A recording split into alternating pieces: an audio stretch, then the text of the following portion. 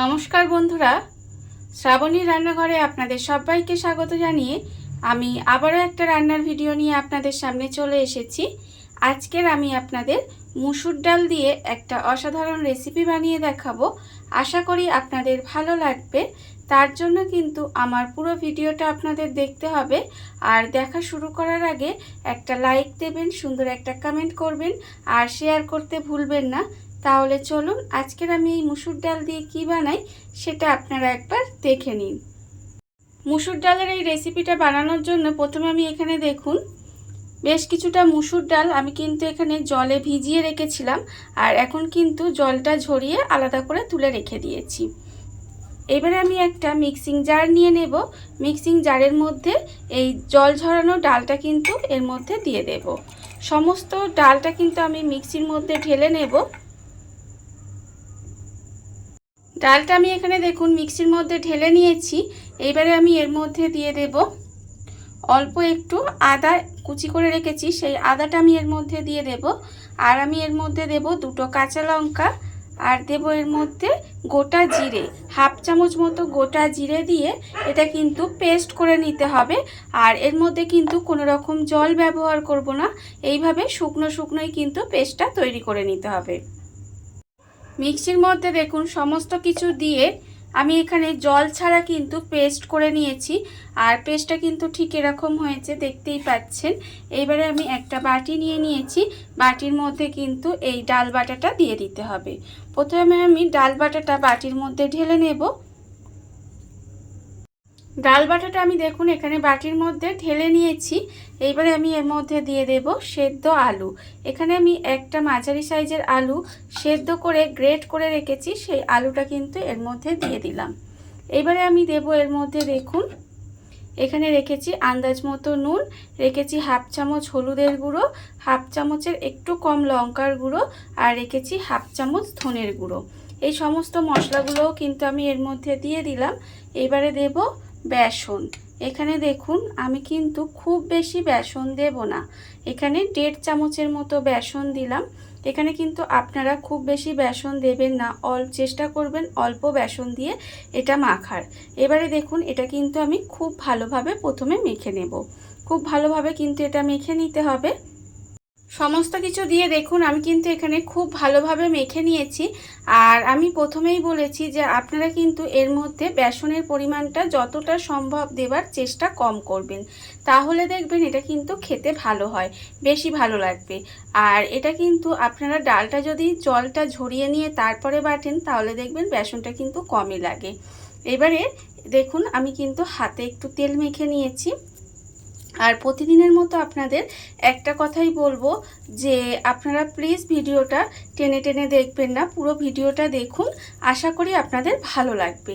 এবারে দেখুন আমি কিন্তু অল্প একটু নিয়ে নিয়েছি, নিয়ে এইভাবে একটু হাতের মধ্যে নিয়ে এইভাবে একটু গোল করে নেব। নিয়ে এইভাবে দেখুন আঙুলের একটু আঙুল দিয়ে চেপটে দিতে হবে। আপনারা এটা বানানো দেখে নিশ্চয়ই বুঝতে পেরেছেন যে আমি এটা কি বানাচ্ছি। হ্যাঁ, আমি এটা বানাচ্ছি মুসুর ডালের মুইঠা। দেখুন মুইঠার মতো দেখতে হয়েছে কিনা। আর মুইঠা মানেই কিন্তু এইভাবে নিয়ে একটু আঙুল দিয়ে চেপে দিতে হবে, তাহলে কিন্তু এটা পুরো মুইঠা তৈরি হয় এরকমভাবেই। দেখুন এইভাবেই কিন্তু আমি প্রত্যেকটা প্রথমে বানিয়ে নেব। এইভাবেই কিন্তু প্রত্যেকটা বানিয়ে নিতে হবে। আর এইভাবে আপনারা একদিন হলেও রান্নাটা করে দেখবেন, খেতে কিন্তু অসম্ভব সুন্দর হয়। সব সময় তো মাছ মাংস খেতে ভালো লাগে না, যখন মাছ মাংস খেতে ভালো না লাগবে তখন এইভাবে রান্নাটা বানিয়ে দেখবেন, খেতে কিন্তু আশা করি ভালোই লাগবে। এবারে আমি প্রত্যেকটা এইভাবে প্রথমে একটু বানিয়ে নেব। মুইঠাগুলো আমার এখানে দেখুন বানানো হয়ে গেছে, আমি কিন্তু এখানে মুইঠাগুলো বানিয়ে নিয়েছি। আর অন্যদিকে দেখুন গ্যাসটা অন করে একটা কড়া বসিয়ে দিয়েছি, আর কড়ার মধ্যে দিয়েছি আমি সর্ষের তেল। এখানে কিন্তু পুরো রান্নাটাই আমি সর্ষের তেলে করব। আপনারা যে কোনো রান্নার তেলেই করতে পারেন। দেখুন এবার তেলটা আমার এখানে সুন্দরভাবে গরম হয়ে গেছে। এবার আমি একটা একটা করে মুইঠা এর মধ্যে দেব, দিয়ে এগুলোকে কিন্তু লাল লাল করে ভেজে নিতে হবে। একদম সুন্দর করে লাল লাল করে আমি এগুলো দিয়ে ভেজে নেব। দেখুন আমি কিন্তু এগুলো এইভাবে দিয়ে দিলাম। আর এই সময় কিন্তু গ্যাসটা লোতে দিয়ে দেব।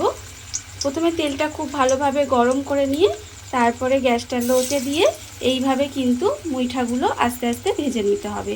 এক পিঠটা হলে তারপরে কিন্তু এটাকে উল্টে দেবেন, আস্তে আস্তে উল্টে দিয়ে এইভাবে লাল লাল করে প্রথমে মুইঠাগুলো ভেজে নেব। মুইঠাগুলো দেখুন আমি উল্টে পাল্টে লাল লাল করে ভেজে নিয়েছি। এগুলো কিন্তু আমার একদম লাল লাল করে ভাজা হয়ে গেছে। এইবারে আমি দেখুন এইগুলোকে আলাদা করে তুলে রেখে দেব। এইভাবে কিন্তু প্রথমে মুইঠাগুলোকে খুব ভালোভাবে ভেজে নিতে হবে। দেখুন এইভাবে আমি এটা আলাদা করে তুলে রেখে দিলাম। আর আবারও কিন্তু ওই তেলের মধ্যে অন্য মুইঠাগুলো দিয়ে ঠিক একইভাবে কিন্তু ভেজে নেব। এইভাবে সমস্ত মুইঠাগুলো প্রথমে ভেজে নিতে হবে। সমস্ত মুইঠাগুলো দেখুন আমি কিন্তু এখানে ভেজে রেখে দিয়েছি। আর এবারে কিন্তু আমি একটা মশলা রেডি করে নেব। তার জন্য আবারও মিক্সিং জারটা নিয়েছি আর দেব এখানে দেখুন অল্প একটু আদা কুচি করে রেখেছি, আর রেখেছি এখানে একটা মাঝারি সাইজের টমেটো। এই আদা আর টমেটোটা আমি মিক্সির মধ্যে দিয়ে দেব, দিয়ে এতে অল্প সামান্য একটু জল দেব, দিয়ে এটা কিন্তু পেস্ট করে নেব।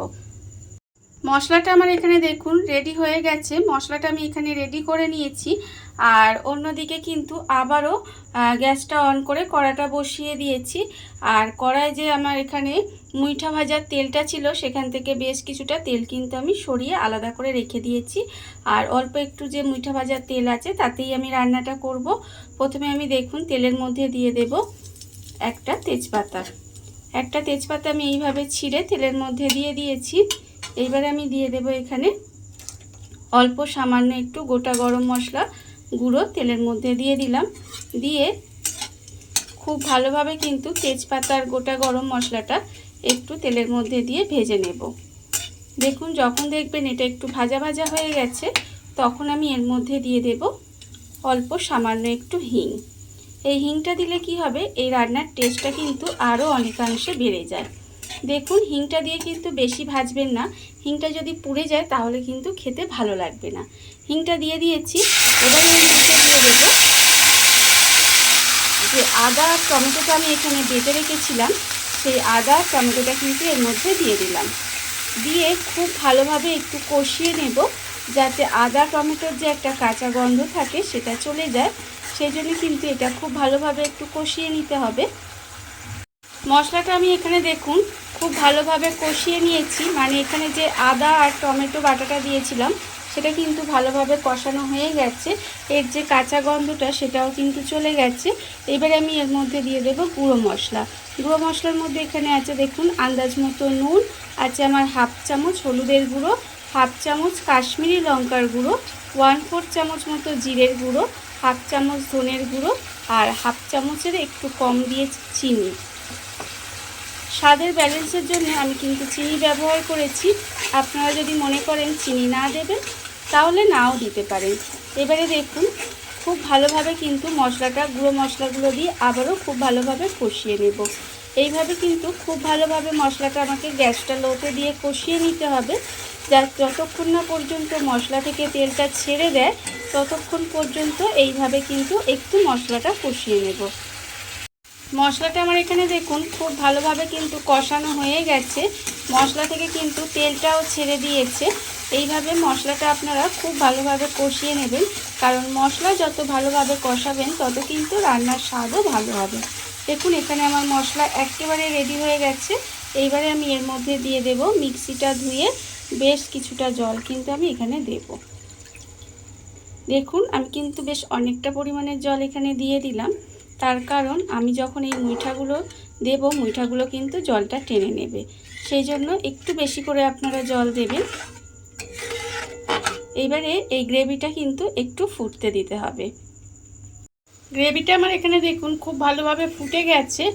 যখন দেখবেন গ্রেভিটা এইভাবে খুব ভালোভাবে একটু ফুটে রান্না হয়ে গেছে তখন কিন্তু এর মধ্যে আমি এই মুইঠাগুলো দিয়ে দেব। দেখুন সমস্ত মুইঠাগুলো কিন্তু আমি এখানে দিয়ে দিলাম। দিয়ে এইভাবে কিন্তু গ্যাসটা লোতে দিয়ে প্রায় 8 থেকে 10 মিনিট এইভাবে একটু রান্না করে নেব। এইভাবে কিন্তু একটু রান্না করে নিতে হবে।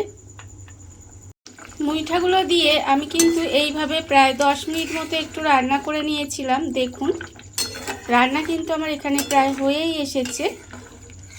আর এটা কিন্তু এইভাবে একটু জুস জুস রাখবো, তার কারণ এটা যখন ঠান্ডা হবে তখন দেখবেন এটা কিন্তু অনেকটাই ঘন হয়ে যাবে। সেই জন্য আপনারা যখন নামাবেন তখন কিন্তু একটু গ্রেভি রেখে নামাবেন, দেখবেন ঠান্ডা হলে এটা কিন্তু অনেকটাই জুসটাকে টেনে নেবে। এবারে নামানোর আগে এর মধ্যে দিয়ে দেব অল্প সামান্য একটু গরম মশলার গুঁড়ো, আর দেব আমি এর মধ্যে অল্প একটু ঘি। দেখুন ঘি আর গরম মশলা আমি এর মধ্যে দিয়ে দিলাম, দিয়ে এবারে খুব ভালোভাবে এটা আমি মিশিয়ে নেব। মিশিয়ে গ্যাসটাকে অফ করে এইভাবে ঢাকা দিয়ে কিছুক্ষণ রেখে দিলেই কিন্তু আমার রান্নাটা একেবারে রেডি হয়ে যাবে। আর গরম ভাতের সঙ্গে আর কি কিছুই লাগবে আপনারাই বলুন। দেখুন রান্না কিন্তু আমার একেবারে রেডি। দেখুন বন্ধুরা, বাড়িতে থাকা কত অল্প উপকরণে কত অল্প সময় কত সুন্দর একটা মুসুর ডালের রেসিপি বা মুসুর ডালের মুইঠা যাই বলেন না কেন তৈরি হয়ে গেছে, আপনারা দেখতেই পেলেন। আর এটা কিন্তু খেতে অসম্ভব সুন্দর হয়। এইভাবে আপনারাও একদিন হলেও বাড়িতে বানিয়ে দেখতে পারেন। আর এই ভিডিওটা যদি আপনাদের ভালো লেগে থাকে, আপনারা যদি ফেসবুক থেকে দেখে থাকেন পেজটি ফলো করে দেওয়ার অনুরোধ রইল, আর যদি ইউটিউব থেকে দেখে থাকেন চ্যানেলটি সাবস্ক্রাইব করে নেওয়ার অনুরোধ রইল। তাহলে চলুন ভিডিওটা আমি এখানেই শেষ করছি। আপনারা সবাই ভালো থাকবেন, সুস্থ থাকবেন। আবারও হাজির হব নতুন কোনো রান্না নিয়ে।